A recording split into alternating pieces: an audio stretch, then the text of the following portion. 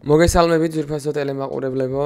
მე წინაზე ვთქვი, რომ ოსტატურად გადასვლები მიყვარს მეთქი რაღაცეებზე და დღეს მთელი ვიდეო იქნება ოსტატურად გადასვლაზე, ანუ ერთ თემაზე ვილაპარაკებ, იმ თემაზე ერთ სიტყვას ამოვიღებ და სხვა თემაზე გავაგრძელებ და ასე შემდგომ. დღეს არის 20 სექტემბერი. 20 სექტემბერს იაპონიაში აღნიშნავენ ავტობუსის დღეს. ანუ როგორც ჩვენთან არის მაგალითად დედის დღე, იქ არის 20 სექტემბერს ავტობუსის დღე. იაპონიის დედაქალაქი არის ტოკიო. ტოკიოში უფრო მეტი ადამიანი ცხოვრობს, ვიდრე კონტინენტ ავსტრალიაზე რო იცოდეთ რა. და ავსტრალია რო იცოდეთ არის მთვარეზე დიდი. ანუ ესე რომ გაშალოს იგანეში მთვარეზე დიდი არის ავსტრალია. და რაც შეეხება მთვარეს, მთვარე არის მრგვალი. მთვარეს აქვს კვერცხის ფორმა, ანუ ცოტა ოვალური არის და ის გამოძნექილი ნაწილი იყურება ჩვენკენ. ანუ ჩვენ მთვარის სულ ერთ ნაწილს უყურებთ, ანუ მიბმულია დედამიწაზე და არასდროს არ შეგვიხედავს ქვემოდან, აი მეორე მხარეს როგორია რა, იმიტომ რომ არის სულ ერთი მხრიდან გვიყურებს. და ეს მხარე არის გამოძნექილი მხარე. ანუ კვერცხის ფორმა აქვს მთვარეს.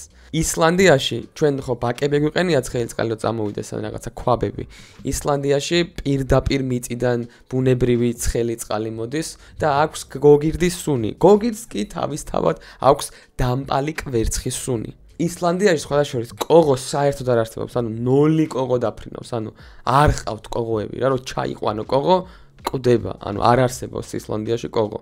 წელიწადის განმავლობაში იმაზე მეტ ადამიანს კლავს კოღო, ვიდრე გველი, ვეფხვი, ნიანგი, ზვიგენი, დრაკონი, რავი, ფასკუნჯი, ყველა ერთად რო აიღო და შეაჯამო, კოღო უფრო მეტ კლავს წლიურად, ვიდრე ეს ყველა სხვა მტაცებელი და ვერაგი ცხოველი. ანუ საშუალოდ წელიწადში კოღო კლავს 1 მილიონ ადამიანს და უმეტესობა კვდება მალარიის გამო. ოღონდ არ შეგეშინეთ, იმიტომ რომ 3500 სახეობა არსებობს და მხოლოდ 40 სახეობა შეუძლია მალარიის დაგაინფიციროთ.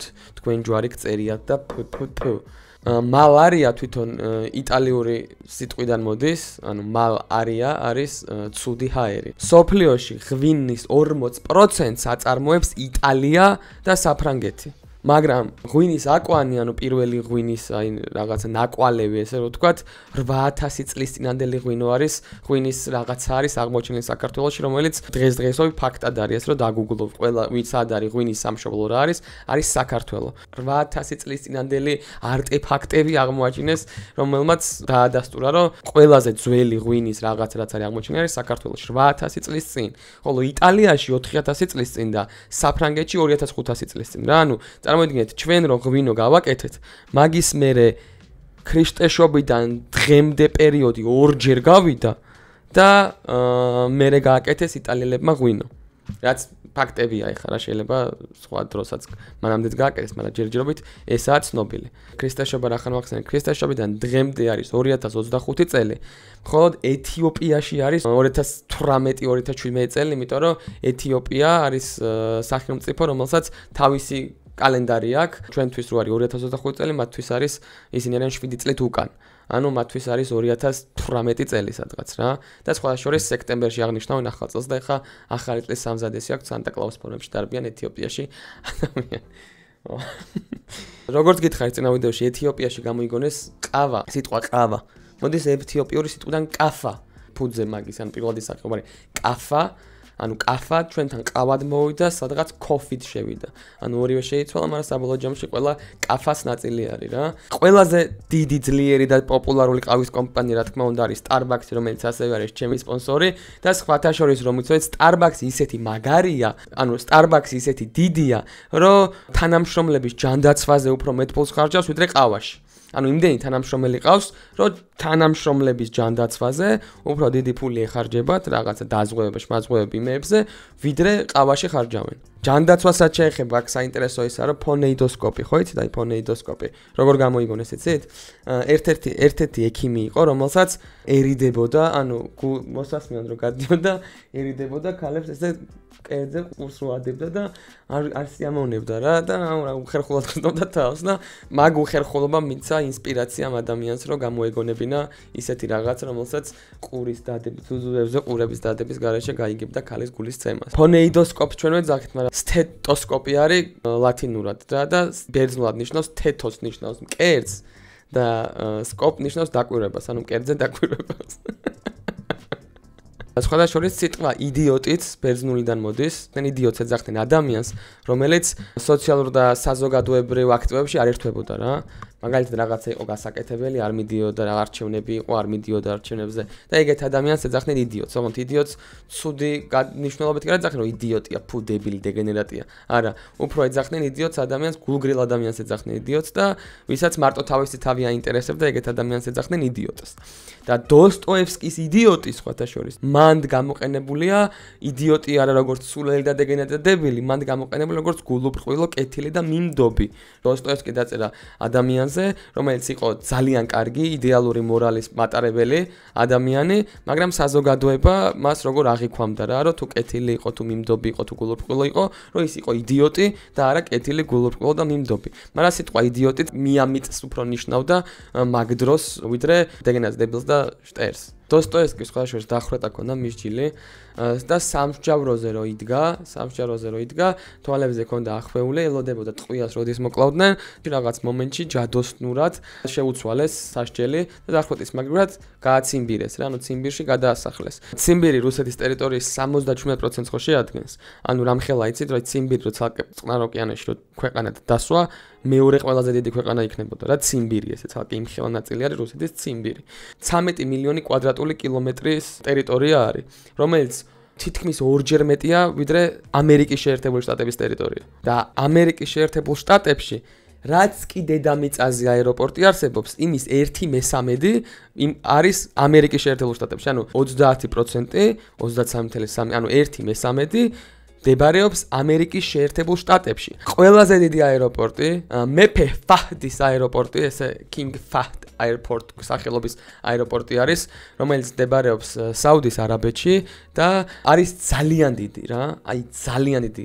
800 კვადრატულ კილომეტრზე, ანუ 800 კვადრატული კილომეტრია და უფრო დიდია ვიდრე ბაჰრეინი, სახელმწიფო. და სხვადასხვა რო იცით, საუდის არაბეთში არც ერთი მდინარე არ არის. ანუ საუდის არაბეთი არის ქვეყანა, რომელიც არის ძალიან დიდი, რომელსაც აქვს ბაჰრეინზე დიდი აეროპორტი და საუდის არაბეთში არც ერთი მდინარე არ არის. აი, რენდომ რო წვიმა რო წამოვა და რაღაცა კალაპოტს რო გაიკეთებს, ეგ მდინარე არ არის. აი, ეს მდინარე, რასაც ჩვენ მდინარე 300 წელი რაც გვაქვს საქართველოში, საუდის არაბეთში ერთიც არ აქვს. მაგრამ საუდის არაბეთი არის ყველაზე დიდი ექსპორტიორი ნავთობის. პირველად ნავთობი სად აღმოაჩინეს, იცით, სად ამოასხა ნავთობმა? ბაჰრეინში. და ბაჰრეინში არის უდაბნო, სადაც არც ერთი ხე არ არის, უბრალოდ ერთადერთი ხე არის ამოსული, რომელიც არის 400 წლის და მეცნიერები კიდე დაობენ, საიდან იღებს სასიცოცხლოდ მნიშვნელოვან ნივთიერებებს ეს ხე, რომ იარსებობს. ქვემოდან, ზემოდან, ნისლიდან, წვიმიდან, წერებს მოაქვთ, ვიღაცა ჩუმად ასხავს, კაცმა არ იცის, მაგრამ ძალიან უცნაურად, სადაც არც ერთი ხე არ არის, უდაბნოში შუაში არის ერთი დიდი ხე, რომელიც ცოცხლობს, ხარობს და არის 400 წლის. და ეძახიან Tree of Life, ანუ სიცოცხლის ხეს ეძახიან, იმიტომ რომ იმ სასიკვდილე გარემოში, ხისთვის სასიკვდილე გარემოში, ეს ხე 400 წელია ლამაზად დგას. ასევე მეცნიერება ზუსტად არ იციან რა არის 12 კილომეტრის ქვეშ, ანუ დედამიწის ფუძეში, რა არის არ ვიცით. ანუ რაღაც ვარაუდები გვაქვს, რაღაც ისინი გვაქვს გაკეთებული, რაღაც ეხოსკოპიები გვაქვს გადაღებული ამ დედამიწისთვის, მაგრამ მაინც 12 კილომეტრის იქით ყველაზე ღრმად რაც ვარ ჩასული მიწაში არის 12 კილომეტრი. და 12 კილომეტრის იქით, მაგალითად 25 კილომეტრში რა ხდება, არ ვიცით საერთოდ, რანაირია, რა ვაფშე რა მასა არის, ტალახია, ტლაპოა, თიხა, ელვა, ლავა, არაფერი არ ვიცით რა. და 12 კილომეტრი არის მაქსიმუმი, სამდეც ჩავსულვართ და მაგასაც ძალიან დიდი ხანი თხრინდენა. სხვა შორის 12 კილომეტრია ასევე ბათუმის სანაპირო ზოლი. ანუ ბათუმის ზღვის პირა ნაწილი შეადგენს 12 კილომეტრს, ესე რომ გაყვეთ 12 კილომეტრია. და თუ შენ ბათუმში ცხოვრობ სანაპირო ზოლთან და ხარ სტუდენტ და school card-ის მომხმარებელი, ძალიან კარგი ამბავი მაქვს თქვენთვის, ავტობუსით გზავრობა უფასოა თუ მოსწავლე ხართ, თუ სტუდენტ card-ის მომხმარებელი ხართ, 15 თეთრი ღირს, 15 თეთრი კიდე სხვა რამე თუ ღირს ვერც ვიხსენებ და სხვათა შორის დაფინანსებებსაც მიიღებ სპეციალურ სერვისებზე EVEX-ის და New-Dent-ის კლინიკებში. საქართველოს ბანკის მობილ ბანკმა 2024 წელს აიღო ტიტული მსოფლიოში საუკეთესო ციფრული ბანკის. ანუ 2024 წელს საქართველოს ბანკის მობილ ბანკი დასახელდა მსოფლიოში საუკეთესო, ანუ top 1 digital, ანუ ციფრულ ბანკად რა. ასევე 2024 წელი ითვლება სამყაროში ყველაზე ცხელ წლად, იმიტომ რომ რაც ათვლა დავიწყეთ, რაც დაკვირვება დავიწყეთ და მონიტორინგი დავიწყეთ ამ ტემპერატურის სადღაც 1850 წლიდან 2024 წელს იყო ყველაზე ცხელი წელი. საშუალოდ 15.3 ცელსიუსი იყო, ანუ დედამიწის ტემპერატურა საშუალოდ წლის განმავლობაში 15.3 იყო, რომელიც ყველაზე მაღალი მაჩვენებელია, რაც 59.6 ფაჰრენჰეიტია და ზუსტად 59.6% ჩემი არხის მაყურებელს არ აქვს ჩემი არხი გამოწერილი და თუ შეიძლება რომ გამოიწეროთ, ძალიან გამიხარდება რა. მაგრამ ზუსტად ეს არ დაждდებოდა, რომ ვინმეს ერთით მეც გამოგეწერათ 59.7 დაждდებოდა და ზუსტად არ დაემთხეოდა, ამიტომ უღრმესი მადლობა ყველას, ვინც გამომიწერეთ, უღრმესი მადლობა ყველას, ვინც არ გამომიწერეთ, იმიტომ რომ ზუსტად ეს რაოდენობა მჭირდებოდა დღეს. YouTube-ს რაც შეეხება კი 2000 წელს, როდესაც ლიბიაში აიკრძალა YouTube-ი, იმიტომ რომ YouTube იყო ერთადერთი ალბათ ყველაზე დიდი არასამთავრობო ინფორმაციის გამავრცელებელი, წყარო რა, ანუ საიდანაც გადიოდა, გამოდიოდა ინფორმაცია, რომელსაც მთავრობა ვერ აკონტროლებდა, იყო YouTube-ი და სწორედ ამიტომ ლიბიაში YouTube-ს ბანი დაადეს, ანუ აკრძალეს. და ლიბიაშივე, როდესაც ლიბიის ტერიტორიის 99% შეადგენს უდაბნო. ანუ 99%, ანუ 1% არ არის უდაბნო, დანარჩენი 99% უდაბნოა. ასევე 99% ჩვენს ორგანიზმში არსებული ბაქტერიის არის არათუ მავნე, არამედ სასარგებლო, ანუ ეს ბაქტერიები რაც არის, ხო გახსოვთ რომ გითხარით უფრო უჯრედზე მეტი ბაქტერიაა მეთქი ადამიანი. ანუ მაგ ბაქტერიების 99% არ არის მავნე. ზოგი ნეიტრალურია, ზოგი პირიქით გვეხმარება, მაგრამ მხოლოდ 1% არის მავნებელი რა. და ეს ბაქტერიები რომ გამოდევნო ორგანიზმიდან და ცალკე ესე სადმე რო აიღო და ცალკე დადო, ამ ანუ ჩვენს ორგანიზმში და ორგანიზმზე არსებული ბაქტერიების წონა დაახლოებით 2 კილომდე ავა. ანუ ეს ბაქტერიები რომ გამოიღო, რაც გაქვს და დადო, ანუ შეიძლება ბაქტერიები გამოგაძრო 2 კილოთი ნაკლები იქნება. ასევე 2 კილომდე არის დაახლოებით საშუალოდ კრემაციის შემდგომ ადამიანისგან რაც რჩება ეს ფერფლივით რაღაც, რომ დაწვავენ ამ ადამიანს, ყოფილი ადამიანი არ არის. ყოფილი ადამიანი? ხო, ანუ მკვდარი კაცი ხო ყოფილი, ანუ ადამიანი იყო და ეხა აღარ არის ეგრე. მე ეგრე ვფიქრობ. გარდაცვლილი ხო ადამიანი იყო და გარდაიცვალა. ყოფილი ადამიანი. აღარ არის ადამიანი? ადამიანი როგორ არის მკვდარი? არა, გვამად გადაიქცა. ანუ ცხეულია, ადამიანი არის?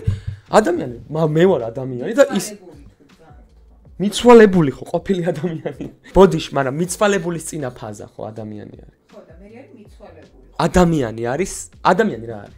ორი ხელი, ორი ფეხი თუ მე და შენ, აი ვინც დავდივართ, ლაპარაკობთ, ვაზროვნებთ. თმა მოგდის, ვიზრდებით, გვიხარი აქვს წინს. ადამიანი არის ყველა ადამიანი, ვისაც უარსებია. ვინც ცოცხალია, ხო, ცოცხალი. ადამიანი იყო, რატო ამბობენ მაშინ? მეგობრებო, დაწერეთ კომენტარებში, ანუ ზოგადად ვამბობ, რა, ანუ კონცეფციურად ხო სწორია? არჩი ყოფილი ადამიანი არის, ადამიანი რომ გარდაიცვლება, ადამიანი იყო და გვამიხდება. ანუ კაიგრე არ ფიქრობს. ხო და რას ვამბობდი ხა რა გინდა? ადამიანს რო დაწვავენ, ის ფერფლი არჩება 2 კილო არის დაახლოებით რა, იქ ფერფლი და მაგ ფერფლს მე ძალიან კრეატიულ რაღაცებს ვფიქრებენ ხოლმე რა. აი მაგალითად საყვარელი ადამიანი რო გარდაიცვალა და ფერფლი აქვს ამ ადამიანის, ზოგი ფეერვერკს ისვრის, ანუ იმას დენტთან ერთად ურევს და ფეერვერკად ისვრის, ოცაში გაიხსნას, ზოგი კოსმოსში უშვებს, ზოგი ზღვაში უშვებს, ზოგი ტატუს იმაში რა ქვია უშვება, მილანში უშვება და ტატუდ იკეთებს საყვარელ ადამიანს. წარმოიდგინე, საყვარელი ადამიანის ტატუ, ანუ ვიღაცა დამწყებებს გონიათ რომ საყვარელი ადამიანის სტატუ ნიშნავს რომ აი დაიწერს საყვარელ ადამიანთან სახეს დაიხატო და ტიპები არიან ჰარდკორები საყვარელი ადამიანის ფერფლისგან გაკეთებული მელნით სტატუს იკეთებენ. აი არის საყვარელი ადამიანის სტატუ. და არა ისაც გონიათ რომ ვიღაცა სახეს რომ დაიხატო. და სხვადასხვა სიტყვა ტატუ მოდის სიტყვა ტატაუდან, რომელიც არის პოლინეზიურად ნიშნავს მარკ რა, ანუ დამარკო რაღაცა, ანუ ნიშანს რა. და ტატაუ არის ნიშანი, ანუ ნიშნის ის ქონდა რა, მაგ ტატუს თავიდან. პოლინეზიელი, თუ გაინტერესო პოლინეზია რა არის, ეს კუნძულები არის, საიდანაც არის The Rocky მაგალითად, The Rocky-ს twins ვერ გაიგეთ, Dwayne Johnson-ი. Johnson-ი ამერიკაში არის მეორე ყველაზე პოპულარული გვარი. პირველი გაინტერესებთ რა არის? პირველი არის Smith-ი. და სწორედ ამიტომ მატრიცაში, მატრიცის აგენტს ქვია Agent Smith-ი, იმიტომ რომ ყველაზე გავრცელებული გვარია და რა ვიღაცა ტიპის Smith-ი ვარ რო გეუნება, არაფერს განსაკუთრებულს არ გეუნება, იმიტომ რომ მე ყოველი მე-6 მე-7 ადამიანი შეიძლება ამერიკაში Smith-ი იყოს. და ზუსტად მაგიტო აურჩიეს ეს ამ უპერსონო NPC პერსონაჟს ესეთი გვარი Smith-ი. სიტყვა John Smith-ს ამერიკაში იყენებენ როგორც ალეგორია არის, აი ჯინსებიანი გიორგისი რა. ჩემი სკოლის დროს იყო ესეთი ის, რომ ვიღაცაზე ის ტიპი იცი, ვინ გიორგი ჯინსებით რომ მოძრაობს. ანუ ყველაზე მეტი ეგეთი იყო რა. და ამერიკაში ეგეთ ალეგორიას ჯონ სმიტი ქვენ. ჯონი ყველაზე გავრცელებული სახელია და სმიტი ყველაზე გავრცელებული გვარი. ანუ ჯონ სმიტი უდრის საშუალო სტატისტიკურ კაცს. ასევე საშუალო სტატისტიკურად ადამიანი 6 თვეს ატარებს სრუქნიშანზე მწვანეს მოლოდინში. ანუ შენი ცხოვრების 6 თვეს შენ შეიძლება 8-ს, ზოგი შეიძლება 4-ს, მაგრამ საშუალოდ 6 თვეს გაატარებ გაჩერებულ მანქანაში, მძდომიარე, რომელიც ელოდება მწვანე როდის აინთება. და ყველაზე ხშირი მანქანის გაჩერების მიზეზი არის დაშვებული საბურავი. სწორედ დაშვებული საბურავის გამო 1997 წლის 16 იანვარს გააჩერა ბილ კოსბის შვილმა მანქანა, რომ საბურავი გამოეცვალა, მერე ვიღაც ტიპი მივიდა, დაყაჩაღება სცადა, ფული მომეცია უთხრა, მან ვერ მოასწრო ფულის ამოღება, იმან გააქანდა, თავში ესვლა და მოკლა. იყო 1997 წლის 16 იანვრის გამთენია. და კიდევ ვიცით რა მოხდა 1997 წლის 16 იანვრის გამთენიას? დავიბადე მე. ზუსტად მაგ დროს იქ ბილ კოსბის შვილს რო თავში ესროლეს, მე მაგ წამს ვიბადებოდი. ესე შემეძლო გამეგრძელებინა დაბადების დღეზე ერთი წუთი. თამაშნეული გარდაიცვალა. ერთი წუთი. 97-ში, ხო? ხო და ესე შემეძლო გამეგრძელებინა, აი მთელი ცხოვრება შემეძლო ეს კავშირები გამება რა.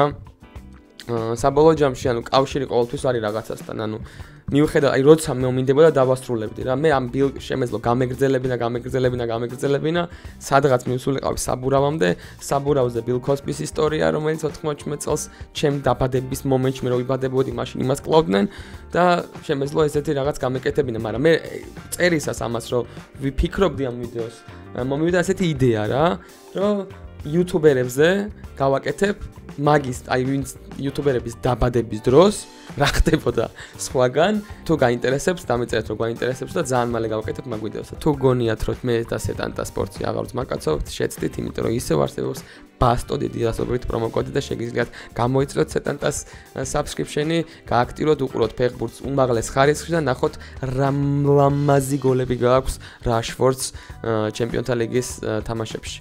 Adios mios, chringo abracadabra, turning kitchens into mausoleums.